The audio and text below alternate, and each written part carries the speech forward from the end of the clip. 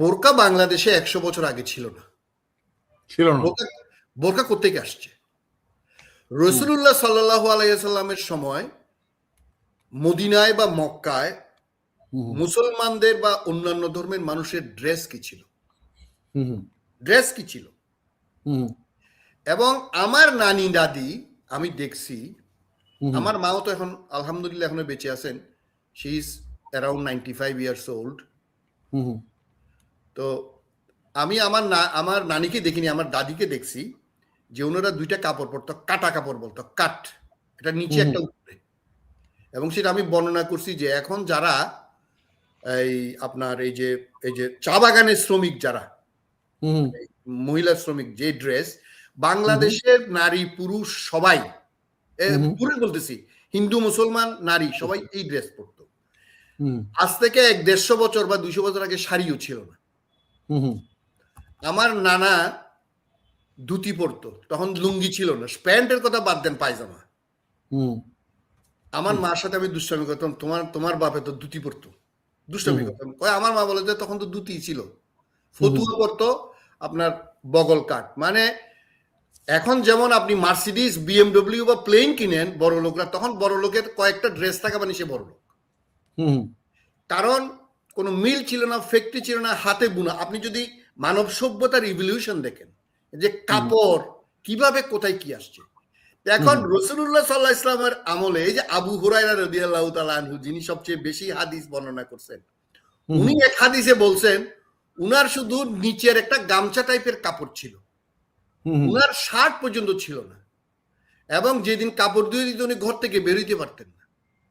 দেখেন কোরআনের যখন আয়াত নাজিল হলো যে মেয়েদের খিমার পড়তে হবে, একটা ওড়না পড়তে হবে, তার মানেটা কি?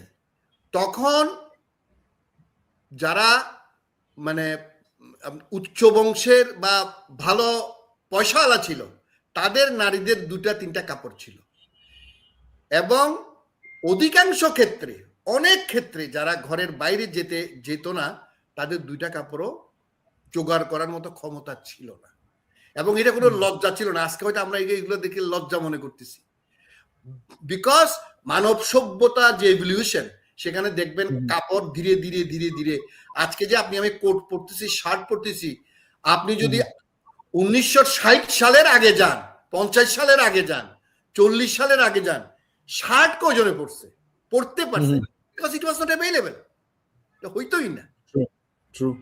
তো এই যে বোরখা, আমি এই কথাটা এই জন্য বললাম, বোরখাটা আসছে নয়ন ভাইয়ের এলাকা 1947 সালের পরে। আমি দেখলাম বোরখার ইতিহাস পড়লাম, যখন বিহার থেকে দাঙ্গায় ভারত পাকিস্তান ভাগ, তো ব্রিটিশদের সবচেয়ে খারাপ কাজ। আমরা কখনো গান্ধীকে, জিন্নাকে, নেহেরুকে বা দায়ী করি, কিন্তু আসল তো শয়তান তো ব্রিটিশরা। এই যে পাক ভারত ভাগ করে যখন দাঙ্গায় মুসলমান হিন্দু মারামারি করছে, বিহার থেকে এরা মিরপুরে, মোহাম্মদপুরে আশ্রয় নেয়, আমাদের বিহারি ভাইয়েরা। এবং আপনি জানেন বিহার হচ্ছে ভারতের এখনো পর্যন্ত সবচেয়ে অবহেলিত, সবচেয়ে অশিক্ষিত, সবচেয়ে অনুন্নত একটা রাজ্য। আর সে আমলে কি ছিল আপনি চিন্তা করতে পারবেন। এই বোরখা বাংলাদেশে 1947 সালে প্রথম আসে। আমি নয়ন ভাইকে বলবো, নয়ন ভাই তো ওখানে অনেক রিসার্চ করে এবং ওই এলাকার উনি বেড়ে ওঠা, ওনার অনেক ইতিহাস আমরা শুনছি এই মিরপুরের, আমাদের এই বিহারি পল্লীতে, কারণ ওনার বাড়ি। তো আমি আশ্চর্য হয়ে গেলাম যে 47-এর আগে বাংলাদেশে বোরকাই ছিল না। I cannot believe. আমি বারবার চেক করছি। পরে একজন কোরআন রিসার্চার মাহমুদ হাসান সাহেব, দেখলাম যে আমার সাথে উনার এটা পাওয়ার পরে এটা আমি দেখলাম উনার রেফারেন্স আমি দিতে পারি। তো এখন আপনি চিন্তা করেন, আমাদের এই যে মেয়েদেরকে ব্যবহার করা, মেয়েদেরকে পণ্য হিসেবে দেওয়া, ধর্ম, কৃষ্টি, আচার, গান, নাটক, সাহিত্য, আপনি যেখানে যাবেন। এবার সবচেয়ে মজার ব্যাপার দেখবেন, সবচেয়ে মজার ব্যাপার আমরা দেখলাম, জি সবচেয়ে মজার ব্যাপার দেখলাম যে বোরখা পরিয়েছে। সো এটা শাহেদ আলম বোধহয় এই একটা ছবি সে দিয়েছে ফেসবুকে। সেখানে দেখেছে ছেলে মানে হাত এবং পা বলছে কোনো দিকে কিছু তাকানোর দরকার নেই, হাত পা দেখলেই বোঝা যাবে। অর্থাৎ ছেলেদেরকে বোরকা পরিয়ে ছাড়া হয়েছে। সবচেয়ে মজার ব্যাপার কি জানেন টিটু ভাই, আমরা তো ইসলাম ধর্ম সম্পর্কে কিছুই জানি না, আমরা পড়ি না। যেমন শরিয়া, শরিয়া মানে কি? শরিয়া অর্থই হচ্ছে আইন। আমরা বলি কি শরিয়া আইন, আরে what do you mean by শরিয়া আইন? আচ্ছা, হাদিস, হাদিস মানে কি? আমরা জানতাম হাদিস মানে রসুলের বাণী, কোন শয়তানে কইছে? হাদিসের অর্থ হচ্ছে ব্যাখ্যা। মানে আমি একটা ইতিহাস লিখলাম, এটা হচ্ছে হাদিস। আল্লাহ কোরআনে বলছে ওমান আজদাকু মিনাল্লাহি হাদিসা, আমি হচ্ছে সর্বশ্রেষ্ঠ হাদিস বর্ণনাকারী, আমার চেয়ে আবার কে হাদিস বর্ণনা করবে? আপনি চিন্তা করেন। এখন আমরা কোরআন হাদিস, কোরআন হচ্ছে আল্লাহর বাণী। আমি যদি মুসলমান হই, I can't deny a single word of Quran. এটা হচ্ছে কোষ্টি পাথর। এখন দেখেন, আপনি যদি এখন দাড়ি নিয়ে কথা বলেন, আপনি যদি এখন টুপি নিয়ে কথা বলেন, আপনি যদি এখন বোরকা নিয়ে কথা বলেন, তো শেষ, আপনি তো মানে মুসলমানে নেই। অথচ এই দাড়ি টুপি বোরকা কোরআনের কোন জায়গায় আছে আমাকে একটু দেখেন তো ভাই। ইসলাম ধর্মে হইলো শালীন পোশাক পরতে বলছে, শালীন। এবং কোরআনের 2-3টা আয়াত আছে, আরেকদিন ডিসকাস করলে কথা। আমি আজকে এই কথাটা বলতেছি এই জন্য, এই যে নারীকে পণ্য করা, নারীকে ঘর বন্ধ করে রাখা, ওপেন ডিক্লেয়ার করছে যে মেয়েরা আপনার নেতৃত্বে আসতে পারবে না, কোরআনে নিষেধ করছে। কোরআনের কোথায় আছে? শিবা, কুইন শিবার কথা কোরআনে 22টা আয়াত আছে। She was running a wonderful empire, একটা কিংডম চালাচ্ছিল কুইন শিবা, যাকে আমরা মুসলমানরা বিলকিস রানী বলি। এবং 22টা আয়াতে তার আপনার বর্ণনা আছে যে হযরত সুলাইমান আলাইহিস সালামের আমলে। তাহলে এই যে নারীদেরকে ধরেন, এখন আমরা বলি কি মা বোন, এটা আমরা সবসময় মা বোন মানে দুর্বল বইলে তাদেরকে আমরা ঘরের মধ্যে বন্দি করে তাদেরকে ব্যবহার করে পণ্য করে, এই যে হাজার হাজার বছর আমার রাসূলুল্লাহ সাল্লাল্লাহু আলাইহি ওয়াসাল্লাম আইএমএ জাহিলিয়াত যুগে কি ছিল? মেয়ে জন্ম নিলে থেকে কবর দিত জীবন্ত, মানে এরকম একটা সিচুয়েশন ছিল। তো এখন কোরআনে পরিষ্কার করে লেখা আছে নেতৃত্ব হবে যোগ্যতার ভিত্তিতে, মানে নারী পুরুষের ভাগ করা হয় না।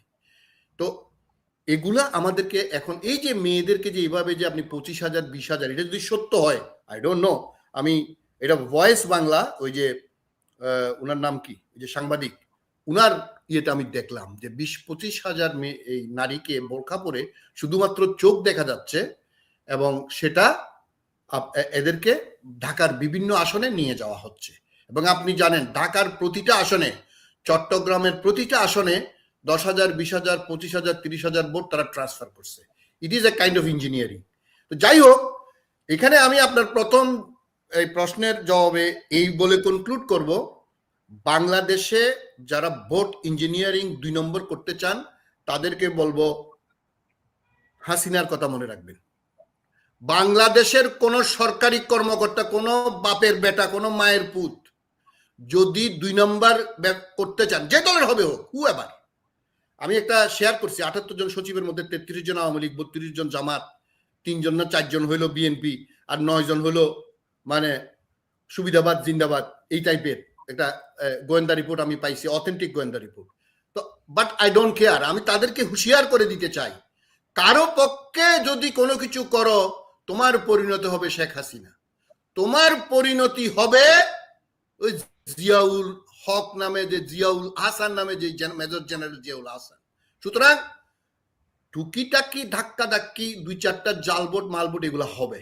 আমরা যে এই যে আমরা যে অফ দ্য রেকর্ড বলছিলাম ঈদের উৎসব, অবশ্যই বাংলাদেশে ভোটের দিন ঈদের উৎসব হোক।